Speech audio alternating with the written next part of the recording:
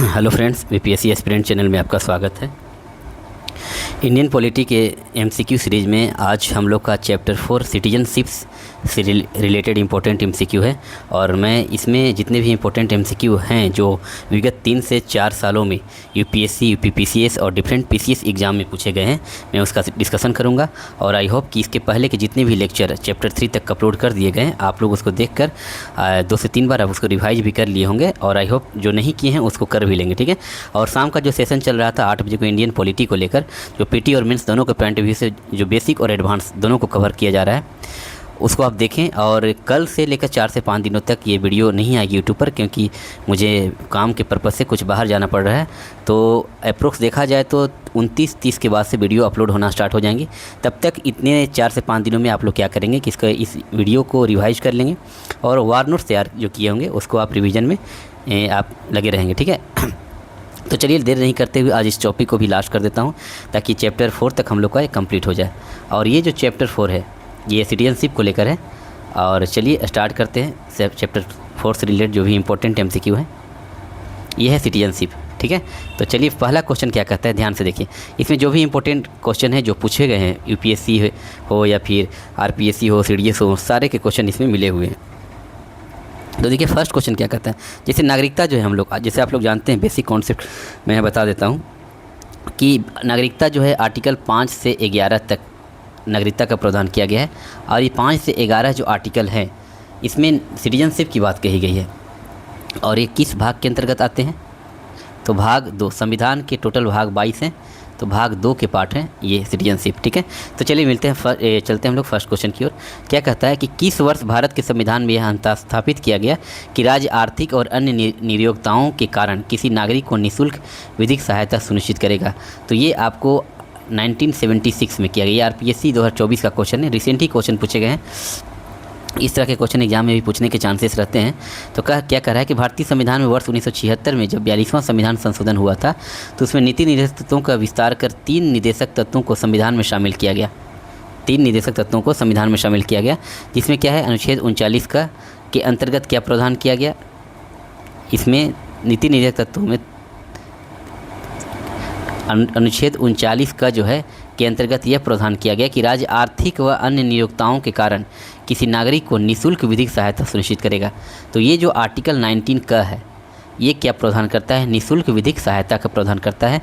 जो किसके अंतर्गत आते हैं, तो ये डीपीएसपी के अंतर्गत आते हैं, directive principle of state policy, राज्य के नीति निर्देशक तत्व के अंतर्गत आते हैं, ठीक है। तो यूँ कहें कि ये जो निःशुल्क विधिक सहायता है ये 42वें संविधान संशोधन 1976 के तहत जोड़े गए थे। यहाँ तक क्लियर हो गया आप लोग का। चलिए मिलते हैं सेकंड क्वेश्चन की ओर चलते हैं हम लोग।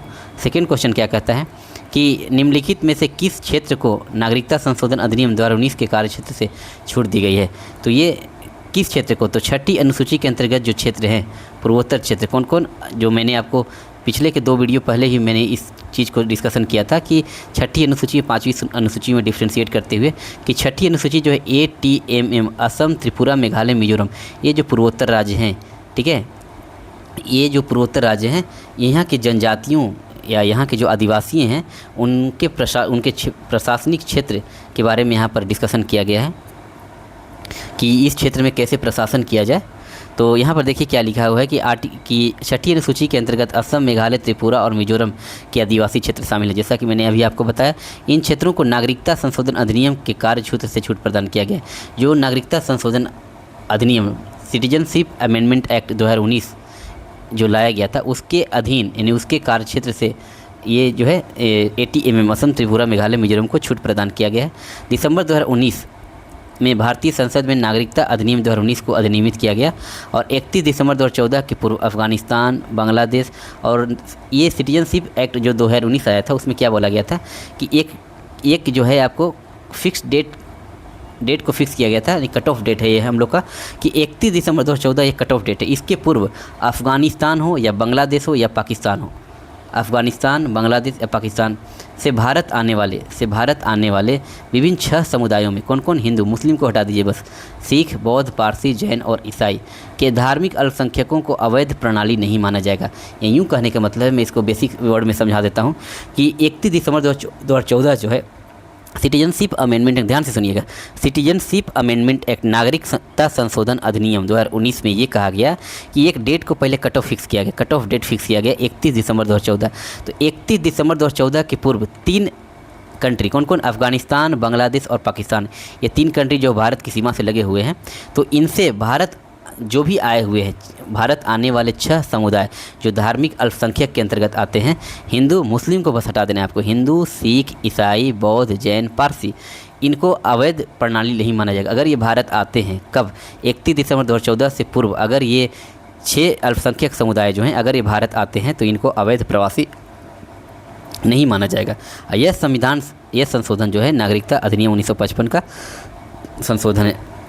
नेक्स्ट क्या कहता है कि नागरिकता अधिनियम 1955 किस तारीख को या उसके बाद नागरिकता के निर्धारण से संबंधित है। तो मैंने अभी आपकी बोला कि 31 दिसंबर 2014 इसका कट ऑफ डेट है और 31 दिसंबर 2014 इसका कट ऑफ डेट था इसके पूर्व। लेकिन यहाँ कह क्या रहा है कि नागरिकता अधिनियम 1955 किस तारीख को या उसके बाद नागरिकता के निर्धारण से संबंधित है। तो इसमें ये बोला गया था कि जो 26 जनवरी 1950 ये 2019 का संशोधन था ना, ये संशोधन था 2019 का। लेकिन जो नागरिकता अधिनियम जो 1955 लाए गए थे उसमें क्या कट ऑफ डेट था, उसमें कट ऑफ डेट था 26 जनवरी 1950। उसमें ये बोला गया था, नागरिकता अधिनियम 1955 में ये क्या बोला गया था कि 26 जनवरी 1950 को या उसके बाद के नागरिकता के निर्धारण से संबंधित है। इसमें ये बोला गया था कि भारतीय नागरिकता की प्राप्ति इस अधिनियम के अंतर्गत कि भारतीय नागरिकता 5 प्रकार के, जैसे कि जन्म से, वंश परंपरा से, पंजीकरण से, देशीयकरण से तथा क्षेत्र तथा भूमि विस्तार द्वारा प्राप्त की जाती है। भारतीय नागरिकता जो है वो किसके तहत प्राप्त की जाती है, जन्म से, वंश परंपरा से, पंजीकरण से, देशीकरण से और क्षेत्र तथा भूमि विस्तार द्वारा। यानी कि ये नागरिकता 5 तरह से जो है प्राप्त की जाती है। लेकिन त्याग की जब बात करेंगे, जब नागरिकता त्याग की बात करेंगे तो कितने प्रकार से त्याग की जा सकती है, 3 प्रकार से। कौन कौन से मैं यहाँ बताता हूँ। एक तो स्वयं नागरिकता त्याग कर दे, ये क्या कर दे, स्वयं नागरिकता त्याग कर दे, या यूँ कहे कि दूसरे देश की नागरिकता ग्रहण कर ले, दूसरे देश की ग्रहण कर ले, या यूँ कहें कि सरकार द्वारा उसे वंचित कर दे। सरकार द्वारा अगर नागरिकता वंचित कर दिया जाता है, नागरिकता वंचित कर दिया जाता है, तो इन 3 तरीक़ों से नागरिकता का त्याग किया जाता है। और प्राप्त करने के यहाँ पर 5 तरीके हैं जो यहाँ बता दिया गया है। देखिए यहाँ लिखा भी हुआ है कि नागरिकता को अंततः मुख्यतः 3 प्रकार, यथा किसी अन्य देश की नागरिकता ग्रहण करने पर 3 प्रकार से उसको नागरिकता रद्द की जा सकती है। कौन कौन, तो देखिए यहाँ पर नागरिकता ग्रहण करने पर, या नागरिकता त्यागने पर, या सरकार द्वारा वंचित करने पर, ये 3 प्रकार से नागरिकता को त्याग किया जा सकता है और नागरिकता अंत की जा सकती है। तो भारत में कैसी नागरिकता का प्रावधान है, तो सिंगल सिटीजनशिप का प्रावधान किया गया है। भारत में एकल नागरिकता का प्रावधान किया गया है। नेक्स्ट चलते हैं हम लोग कि नागरिकता संशोधन अधिनियम भारत के संविधान के निम्नलिखित में से किस भाग के अंतर्गत आता है। तो मैंने अभी आपको बताया भाग 2, टोटल संविधान में 22 भाग हैं। 22 भाग में से सेकेंड भाग में नागरिकता का प्रावधान किया गया है जो आर्टिकल 5 से 11 तक लाई करते हैं। भारत के संविधान में एकल नागरिकता का प्रावधान किया गया, पहला पॉइंट। और संविधान के आर्टिकल 5 के तहत संविधान के प्रारंभ पर नागरिकता के उपबंध हैं। क्या है कि जो भारत के राज्य क्षेत्र में जन्मा हो और जिसके माता या पिता में से कोई एक भारत के राज्य क्षेत्र में जन्मा हो और संविधान प्रारंभ से ठीक पहले कम से कम 5 वर्ष तक भारत के राज्य क्षेत्र में मामूली तौर पर निवासी रहा हो, ये नागरिकता के उपबंध किए गए थे। नेक्स्ट क्वेश्चन नंबर 5 की ओर चलते हैं हम लोग। क्या कहता है कि संविधान के किस भाग में हम नागरिकता से संबंधित प्रावधानों को पाते हैं, तो भाग 2 रिपीटेड क्वेश्चन है। नेक्स्ट है कि भारतीय संविधान निम्न से कौन सा अनुच्छेद भारत में नागरिकता के संबंध में है, तो आर्टिकल 5 से 11 जो भाग 2 के अंतर्गत आते हैं। नेक्स्ट है कि भारत में नागरिकता की निम्नलिखित विशेषताओं की कौन सा सही है, तो ध्यान से देखिए क्या ये भारत में सिंगल सिटीजनशिप की बात कही है, दोहरी नागरिकता की बात नहीं की गई है। तो ये कह रहा है कौन सा सही है, तो पहला गलत हो गया, राज्य की एकल नागरिकता, राज्य की एकल नागरिकता गलत, राज्य की कोई नहीं, राज्य और सेंटर दोनों से एक ही है ना, संपूर्ण भारत की एकल नागरिकता ये हो जाएगा यहाँ पर, क्योंकि राज्य की एकल नागरिकता का मतलब क्या हो गया, राज्य के लेवल पर अलग नागरिकता और सेंटर के लेवल पर अलग नागरिकता। लेकिन हमारे देश में संपूर्ण भारत में सिंगल सिटीजनशिप की बात कही गई है और संपूर्ण भारत में एकल नागरिकता की बात कही गई है, तो ये हो गया हम लोग का सी। ठीक है, नेक्स्ट क्वेश्चन 8 की ओर चलते हैं हम लोग। क्वेश्चन नंबर 8 क्या कहता है कि भारत के संदर्भ में निम्नलिखित कथनों पर विचार कीजिए। भारत में केवल एक ही नागरिकता और एक ही अधिवास है, तो यहाँ देखिएगा भारत में केवल एक ही नागरिकता, तो ये सही है। अच्छा, जो व्यक्ति जन्म से नागरिक हो केवल वही राष्ट्राध्यक्ष बन सकता है, गलत, ये ऐसा कोई प्रावधान नहीं किया गया है। जिस विदेशी को एक बार नागरिकता दे दी गई है क्या किसी भी परिस्थिति में उसे वंचित नहीं किया जा सकता, ये भी गलत है, ऐसा नहीं है। तो ऑप्शन क्या हो जाएगा यहाँ पर, ऑप्शन सिर्फ हो जाएंगे ऑप्शन 1, ऑप्शन क्या हो जाएंगे 1। क्या लिखा गया, ध्यान से देखिए। भारतीय संविधान के आर्टिकल 5 से 11 भाग 2 एवं नागरिकता अधिनियम 1955 एवं नागरिकता संशोधन अधिनियम, नागरिकता अधिनियम 1955 के बाद कई संशोधन किए गए, जैसे 1986 में संशोधन किया गया, 92 में किया गया, 2003 में किया गया, 2015 में किया गया, 2019 में किया गया। तो इसके अधीन भारत में एकल नागरिकता की व्यवस्था की गई है। भारत में एकल नागरिकता की व्यवस्था की गई है। यह केंद्र राज्य की नागरिकता अन्य संघात्मक देशों की भांति दोहरी नहीं है। यह केंद्र राज्य की नागरिकता और अन्य संघात्मक देशों जैसे अमेरिका की भांति दोहरी नहीं है। नहीं कोई भारतीय नागरिक एक समय में दो देशों की नागरिकता ग्रहण कर सकता है। ठीक है, नेक्स्ट चलते हैं हम लोग क्वेश्चन नंबर, हाँ एक और कुछ पॉइंट दिया गया, इसको पढ़ लेते हैं कि संविधान के आर्टिकल 58 के अधीन कोई भी व्यक्ति जो भारत का नागरिक हो राष्ट्रीय निर्वाचित होने का पात्र होगा। यानी आर्टिकल 58 में क्या कहा गया है, ध्यान से देखिएगा कि कोई भी व्यक्ति जो भारत का नागरिक हो वो राष्ट्रपति निर्वाचित होने का पात्र होगा। भारत में नागरिकता को बर्खास्त या नागरिकता से वंचित किए जाने को भी व्यवस्था है। नेक्स्ट क्या कहते हैं, देशीकरण। देशीकरण के द्वारा नागरिकता प्राप्त करने का आधार क्या है? तो देशीकरण द्वारा नागरिकता कब प्राप्त किया जाएगा? तो क्या ये जन्म से? नहीं, जन्म से नहीं, चयन से, सिलेक्शन से, ये सही हो जाएगा हम लोग का। इसे क्या कह रहा है कि देशीकरण, नागरिकता 5 तरह से प्राप्त की जाती है, उसमें देशीकरण भी एक है। तो देशीकरण द्वारा नागरिकता प्राप्त करने का आधार क्या है? चयन है। देशीकरण द्वारा नागरिकता प्राप्त करने के आधार क्या है कि कोई भी विदेशी नागरिक भारत सरकार से देशीकरण का प्रमाण पत्र प्राप्त करने का आवेदन कर सकता है। देशीकरण में क्या है कि कोई भी विदेशी नागरिक भारत सरकार से देशीकरण का प्रमाण पत्र प्राप्त करने का आवेदन कर सकता है। निर्दिष्ट शर्तें पूरी करने तथा देशभक्ति की शपथ लेकर वह नागरिकता के लिए आवेदन दे सकता है। पूर्णतः संतुष्ट होने पर भारत सरकार नागरिकता का प्रमाण पत्र दे सकती है। ठीक है, नेक्स्ट है कि निम्न में से कौन नागरिकता के अर्जन हेतु शर्तों को नियमित करने के लिए सक्षम है? नागरिकता के अर्जन करने के लिए वो संसद जो है इसके लिए जिम्मेवार है। क्या कह रहा है कि संविधान के आर्टिकल 11 में देखा जाए, 11 में क्या कहता है कि संसद को नागरिकता के अधिकार, अर्जन एवं समाप्ति, उसको नागरिकता देने और उसको समाप्त करने की शक्ति किसको देता है? संविधान, तो संसद को देता है। तो भारतीय संविधान में नागरिकता का उल्लेख भाग 2 आर्टिकल 5 से 11 में वर्णित है। और भारतीय नागरिकता अधिनियम 1955 के अनुसार अगर देखा जाए तो निम्नलिखित आधार पर नागरिकता ग्रहण की जा सकती है। फिर से वही रिपीटेड आ गए, पहला जन्म से, दूसरा वंश परंपरा से, वंश परंपरागत द्वारा नागरिकता, देशीकरण द्वारा, पंजीकरण द्वारा और एक भूमि विस्तार द्वारा। नेक्स्ट क्वेश्चन नंबर 11 क्या कहता है कि भारतीय नागरिकता प्राप्त नहीं की जा सकती। तो जन्म से तो की जा सकती है, ये सही है। देशीकरण द्वारा की जा सकती है, किसी भूभाग में सम्मेलन द्वारा की जा सकती है। क्या भारतीय बैंक में धन जमा करके की जा सकती है? नहीं, ऑप्शन डी यहाँ पर हो जाएंगे। नेक्स्ट क्वेश्चन नंबर 12 क्या कहता है कि नागरिकता अधिनियम 1955 के अंतर्गत निम्नलिखित में से किनके द्वारा कोई व्यक्ति भारत का नागरिक बन सकता है? नागरिकता अधिनियम 1955 था, उसके अकॉर्डिंग क्या आपको शर्तें लागू की गई थी नागरिकता प्राप्त करने का? तो ये पाँचों के पाँच यहाँ देखिए, जन्म द्वारा, ओरिजिन द्वारा, पंजीकरण द्वारा, राष्ट्रीयकरण द्वारा और राज्य क्षेत्र के मिल जाने से पाँचों के पाँचों सही हो जाएंगे। ये ऑप्शन क्या हो जाएंगे?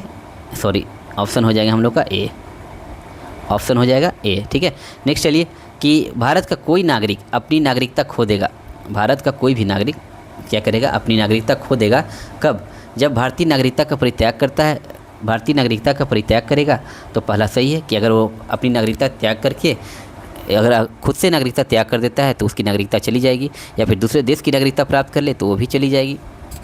इसमें लिखा हुआ है कि स्वेच्छा से किसी अन्य देश की नागरिकता प्राप्त करता हो तभी उसकी नागरिकता चली जाएगी। क्या किसी अन्य देश के नागरिक से विवाह करता है? ये कंडीशन नहीं है। और सरकार की आलोचना करता है, ये भी कंडीशन नहीं है। तो ऑप्शन देखा जाए 1 और 2 कहाँ है? तो सी में यहाँ पर लिखा हुआ है। देखिए क्या लिखा है कि नागरिकता अधिनियम 1955 में अधिनियम या संवैधानिक व्यवस्था के अनुसार नागरिकता की समाप्ति के 3 कारण बताए गए हैं। अगर नागरिकता समाप्त होते हैं तो उसके 3 कारण जिम्मेदार बताए गए हैं। पहला तो खुद से स्वैच्छिक त्याग कर दे, या फिर बर्खास्तगी के द्वारा क्या करे कि अन्य देश की अगर वो नागरिकता प्राप्त कर लेती है तो उसको बर्खास्त कर दी जाएगी, या फिर राजद्रोह आदि के कारण सरकार उससे क्या कर दे? वंचित कर दे। राजद्रोह आदि के कारण, जिससे वो संविधान के नियमों का उल्लंघन कर रहा हो, ठीक है, इसके बेसिस पर, या फिर किसी विदेशी जो उस तरह के बोले जाएँ कि दुश्मनी, विदेशी जो दुश्मन होते हैं उनसे मिले हुए हो, उन्हें कई ऐसे कारण हैं जिसके बेसिस पर उन्हें वंचित किया जा सकता है। ठीक है, अच्छा, किसी अन्य देश के नागरिक से विवाह करने व सरकार की आलोचना करने से नागरिकता समाप्त नहीं होती। एक व्यक्ति अपनी नागरिकता खो देगा। कब खोएगा अपनी नागरिकता व्यक्ति? तो ध्यान से देखिए, पहला क्या कहता है कि वह नागरिक स्वेच्छा से त्याग कर दे, ये सही है। सरकार उसकी नागरिकता वापस ले ले, ये भी सही है। उसके बाद क्या रहा कि एक व्यक्ति अपनी नागरिकता खो देगा, वह स्वेच्छा से अन्य देश की नागरिकता ले ले, ये भी सही है। तो यहाँ पर ऑप्शन डी हो जाएगा। यहाँ पर ऑप्शन क्या हो जाएगा? डी। तीनों के तीनों सही हैं। क्वेश्चन नंबर 15 क्या कहता है, ध्यान से देखिए कि भारतीय नागरिकता अधिनियम 1955 के अंतर्गत पंजीकरण द्वारा भारतीय नागरिकता प्राप्त करने के लिए भारतीय मूल के व्यक्ति को भारत में कितने वर्ष बिताने होंगे? तो ये नागरिकता अधिनियम 1955 के तहत ये कितने साल? 7 साल। कितने साल फिक्स किए गए थे? 7 साल। ठीक है। क्या कहा गया है कि भारतीय नागरिकता अधिनियम 1955 की धारा 5(1) के तहत पंजीकरण द्वारा भारत में नागरिकता तभी प्राप्त की जाएगी जब संबंधित व्यक्ति कम से कम 7 वर्षों तक भारत में रह चुका हो। कम से कम कितने वर्षों तक? 7 वर्षों तक भारत में रह चुका हो। नागरिकता संशोधन अधिनियम 2019 को नागरिकता अधिनियम 1955 में संशोधन के लिए लाया गया है। इस संशोधन के तहत कट ऑफ डेट क्या फिक्स किया गया? 31 दिसंबर 2014 या उससे पहले अफगानिस्तान, बांग्लादेश और पाकिस्तान से भारत आए हिंदू, सिख, बौद्ध, जैन, पारसी, ईसाइयों को अवैध प्रवासी नहीं माना जाएगा। तो 2 डेट आप याद रखिएगा। एक जब संशोधन किया गया, जब नागरिकता संशोधन अधिनियम 2019 है, और एक नागरिकता अधिनियम 1955। नागरिकता अधिनियम 1955 जो है इसके लिए कट ऑफ डेट क्या था? कट ऑफ डेट था 26 जनवरी 1950 जब संविधान लागू हुआ था। 26 जनवरी 1950।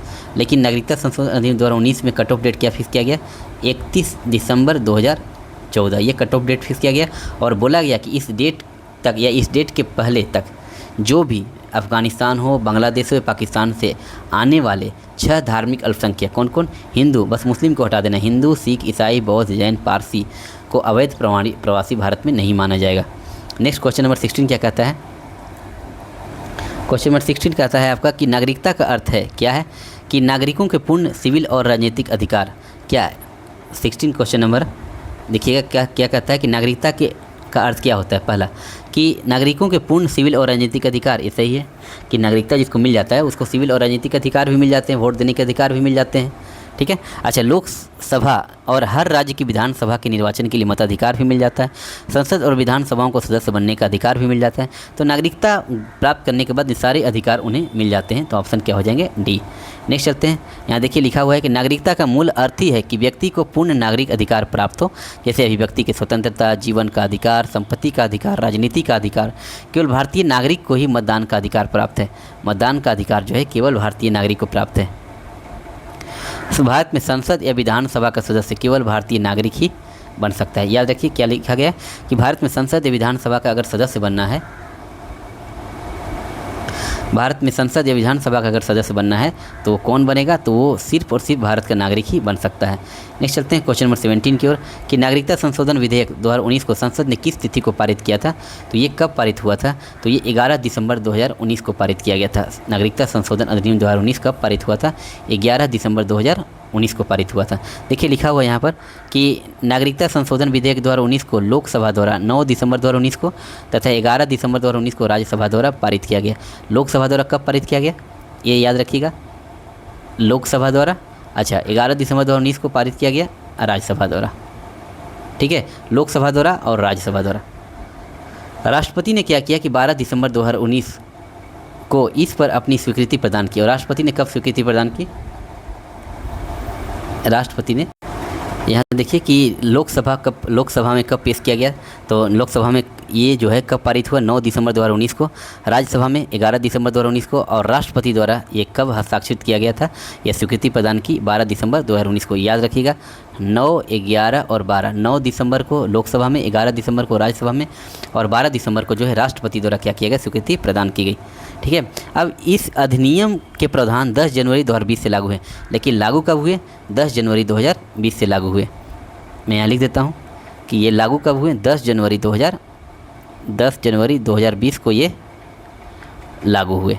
ये चारों के चारों डेट काफ़ी इंपॉर्टेंट है, आप लोग याद रखिएगा। और ये जो है राष्ट्रपति द्वारा स्वीकृत किए गए, राष्ट्रपति द्वारा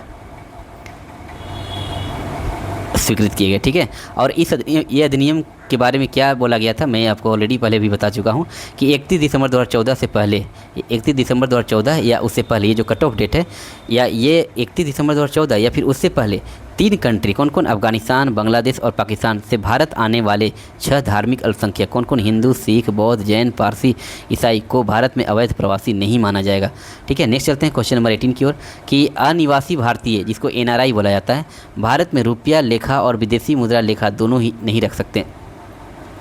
क्या एनआरआई जो है क्या भारत में रुपया लेखा और विदेशी मुद्रा लेखा दोनों नहीं रख सकते हैं? ये गलत है।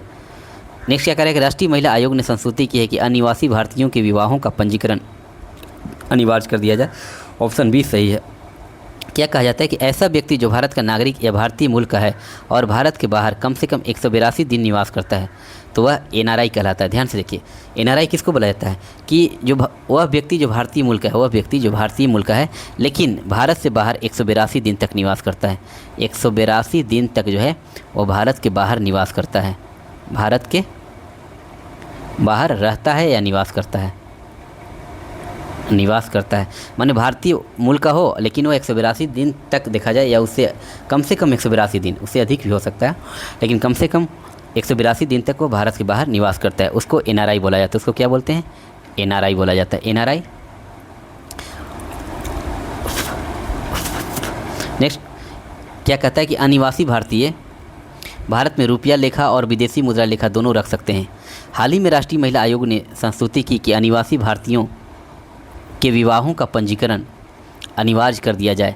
एनआरआई के लिए उपलब्ध विभिन्न सुविधाएं निम्न हैं, जैसे अचल संपत्ति में निवेश, कर देयता में छूट, जमाओं की जमानत पर ऋण की सुविधा, विदेशी मुद्रा में जमा का आहरण, शेयरों प्रतिभूतियों में निवेश और भारतीय संस्थाओं या कंपनियों में जमा। ये क्या हो गए, इसके कुछ छूट दी गई है। नेक्स्ट है कि overseas citizen of India. Overseas citizen of India क्या कहता है? ओसीआई के बारे में कौन सा कथन सही नहीं है? तो ध्यान से देखिए, ओसीआई के बारे में कौन सा कथन सही नहीं है? पहला कि एक ओसीआई किसी दूसरे देश का नागरिक होता है, तो ओवरसीज सिटीजन ऑफ इंडिया जो है वो दूसरे देश का नागरिक होता है, ये सही है। एक ओसीआई के पास भारत आने के लिए एकाधिक प्रवेश दीर्घकालिक वीज़ा होता है, ये भी सही है। एक ओसीआई सभी मामलों में एनआरआई के बराबर होता है, नहीं, कुछ मामलों में एनआरआई के बराबर होते हैं, सभी मामलों में एनआरआई के बराबर नहीं होते हैं।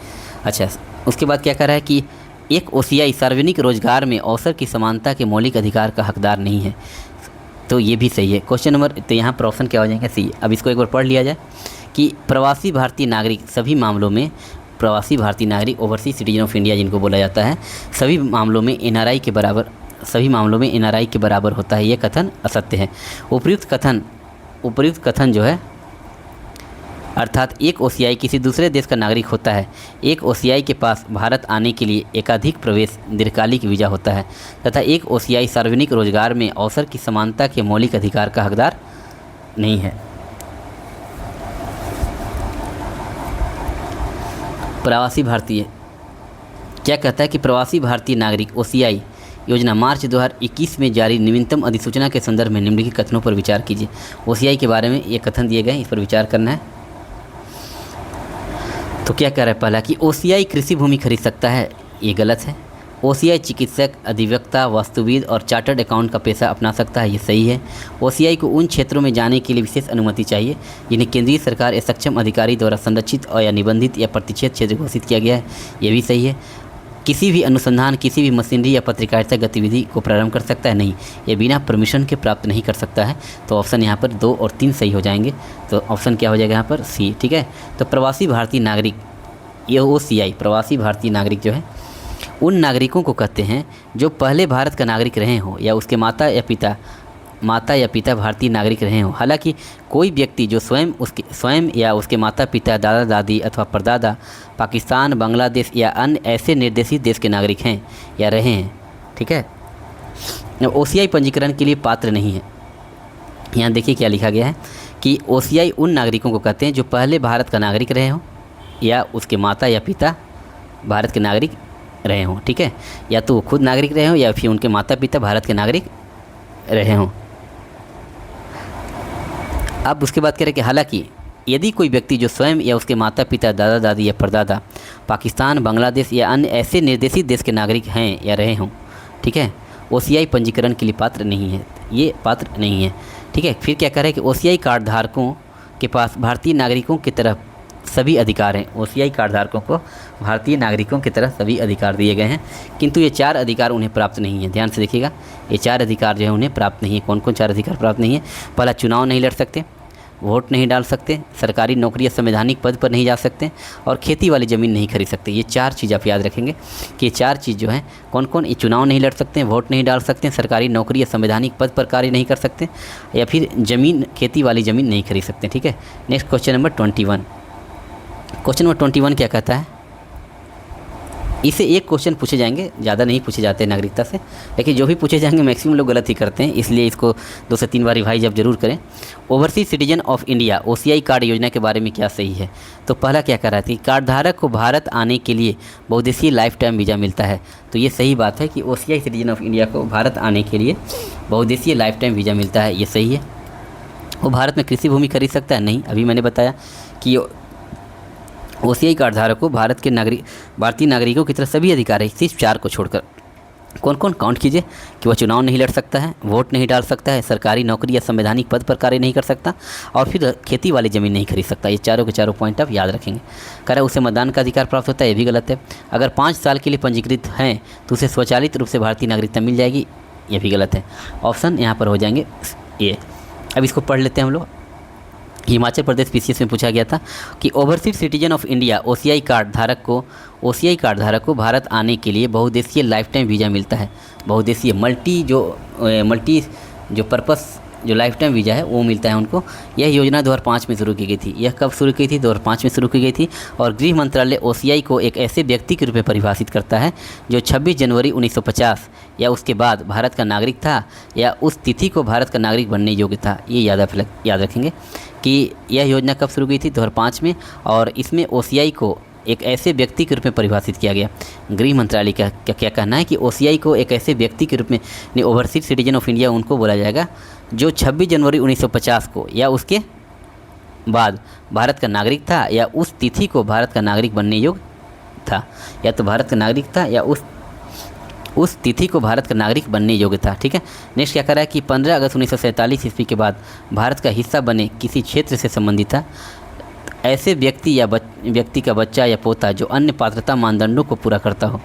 ठीक है। नेक्स्ट क्या रहा है कि NRI के अलावा क्या कहता है, NRI के अलावा आर्थिक, वित्तीय और शैक्षिक क्षेत्र में उपलब्ध हर सुविधा में बराबरी मिलेगी, लेकिन कृषि अथवा बागान परिसंपत्तियों के अधिग्रहण पर उनको यहाँ लिखा गया है कि कृषि अथवा बागान परिसंपत्तियों के अधिग्रहण के मामलों को छोड़कर नागरिकता अधिनियम 1955 के अनुसार कोई व्यक्ति यदि OCI कार्ड होल्डर के रूप में 5 वर्ष के लिए पंजीकृत रहता है और जो नागरिकता पंजीकरण आवेदन के पहले लगातार 12 माह तक साधारण भारत में निवास करता रहा है, वह भारतीय नागरिकता प्राप्त कर सकता है। ठीक है।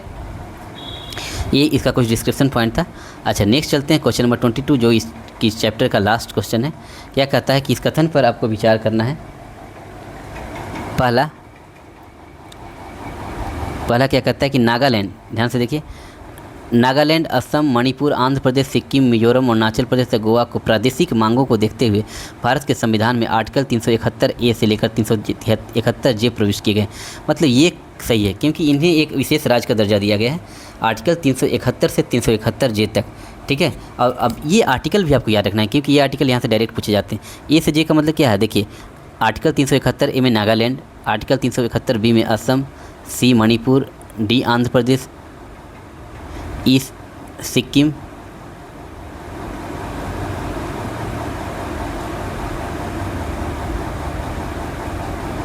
ABCDE, F E नहीं है यहाँ पर, इसको E हटा दीजिए, E नहीं है, F है यहाँ पर। E का प्रावधान यहाँ पर नहीं किया क्योंकि आंध्र प्रदेश में ये कोई विश्वविद्यालय के गठन की बात करता है वो, तो यहाँ पर ये F हो गया, उसके बाद G ये हो गया, उसके बाद H हो गया और ये हो गया I, इस तरह से। तो 371 से 371J तक प्रावधान किए गए हैं, लेकिन यहाँ पर आपको लिखा हुआ है ये 371A में नागालैंड है, B में असम है, C में मणिपुर, D में आंध्र प्रदेश। ठीक है। E नहीं है, F में सिक्किम, G में मिजोरम, H में अरुणाचल प्रदेश और I में गोवा। ठीक है। तो यहाँ तक ये प्रावधान किए गए हैं। देखिए यहाँ पर लिखा हुआ भी होगा, इसको पढ़ लिया जाए एक बार कि नागालैंड, एक सेकेंड, नागालैंड, असम, मणिपुर, ABCD आंध्र प्रदेश, उसके बाद F Sikkim, G Mizoram, H Arunachal Pradesh, I Goa की प्रादेशिक मांगों को देखते हुए भारत के संविधान में आर्टिकल 371 से लेकर 371J अंतर्विष्ट किए गए हैं। जैसे देखिए आर्टिकल 371, अब यहाँ पर आपको आ गया कि आर्टिकल 371 नागालैंड राज्य के संबंध में विशेष उपबंध है, आर्टिकल 371B असम राज्य के संबंध में विशेष उपबंध है, आर्टिकल 371C मणिपुर राज्य के संबंध में विशेष उपबंध है, आर्टिकल 371D आंध्र प्रदेश या तेलंगाना राज्य के संबंध में विशेष उपबंध है। देखिए यहाँ पर लिखा गया है, मैंने आपको बोला भी अभी आपको कि जो आर्टिकल 371 ये है वो आंध्र प्रदेश में केंद्रीय विश्वविद्यालय की स्थापना की बात करता है। सेंट्रल जो यूनिवर्सिटी है उसकी विश्वविद्यालय की बात करता है। और अब यहाँ पर देखिए क्या कहता है कि आर्टिकल 371 सिक्किम राज्य के संबंध में विशेष सुबंध है, जी मिजोरम के लिए, एच अरुणाचल प्रदेश के लिए और आई गोवा के लिए, ठीक है। और एक जो जे है वो कर्नाटक राज्य संबंधित है और यही जे यहाँ पर नहीं दिया हुआ था, लेकिन फिर भी कोई बात नहीं, जितना दिया उतना तो सही है। जे जो है किसके लिए, कर्नाटक के लिए विशेष उपबंध बात करता है। आर्टिकल 371 जो है वो कर्नाटक राज्य से संबंधित प्रावधान है। नेक्स्ट देखिए क्या लिखा गया है कि भारत और यूएसए में गणतंत्र की स्थापना की गई है, किंतु भारत में एकहरी नागरिकता है जबकि यूएसए में दोहरी नागरिकता, केंद्र पर अलग और राज्य लेवल पर अलग नागरिकता। कोई व्यक्ति भारत सरकार के देशीकरण के लिए आवेदन करके भारतीय नागरिकता अर्जित कर सकता है, किंतु उसे विधि द्वारा समर्थित कारणों के आधार पर नागरिकता से वंचित भी किया जा सकता है। तो ये हम लोग को सिटीजनशिप से रिलेटेड जो भी इंपॉर्टेंट एमसीक्यू है मैंने उसका डिस्कशन कर दिया है। और आप लोग प्लीज़ इसको एक दो बार वीडियो देखकर अपना जो कुछ भी डेटा आपको नए दिखे होंगे उसको आप वार नोट्स में तैयार कर लेंगे।